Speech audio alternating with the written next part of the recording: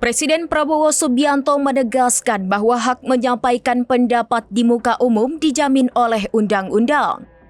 Namun ia menekankan bahwa kebebasan tersebut harus dilakukan secara damai dan sesuai ketentuan perundang-undangan.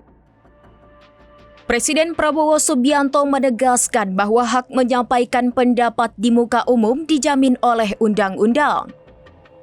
Namun ia menekankan bahwa kebebasan tersebut harus dilakukan secara damai dan sesuai ketentuan perundang-undangan.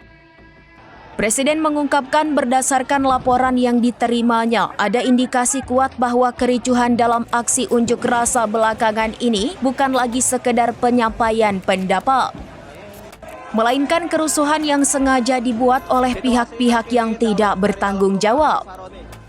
Bagaimana tidak, dalam unjuk rasa ditemukan adanya petasan besar yang diangkut oleh truk. Prabowo menegaskan hal itu menunjukkan bahwa aksi tersebut sudah melampaui batas demonstrasi damai. Apalagi banyak bangunan instansi milik negara dirusak dan juga dibakar. Gedung DPRD adalah bangunan tempat berkantornya Dewan Perwakilan Rakyat Daerah, yaitu lembaga legislatif di tingkat provinsi atau kabupaten kota yang bertugas mewakili rakyat dalam menyusun kebijakan daerah. Insiden pembakaran gedung DPRD terjadi di beberapa daerah Indonesia pada akhir Agustus 2025. Di Makassar, Sulawesi Selatan, gedung DPRD dibakar massa saat aksi demonstrasi pada Jumat malam 29 Agustus 2025. Api melalap sebagian besar bangunan, termasuk ruang paripurna, musala, dan ruang fraksi. Sedikitnya 4 orang tewas, semuanya adalah ASN yang terjebak saat kebakaran terjadi. Peristiwa serupa juga terjadi di Jepara, Jawa Tengah.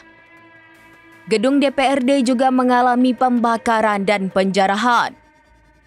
Aksi ini memicu respon dari seniman lokal yang menggelar aksi simbolik sebagai bentuk penolakan terhadap kekerasan.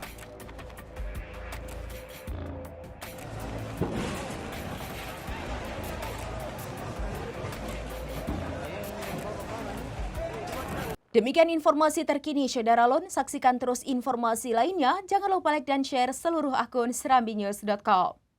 Download Tribun X sekarang. Menghadirkan lokal menjadi Indonesia.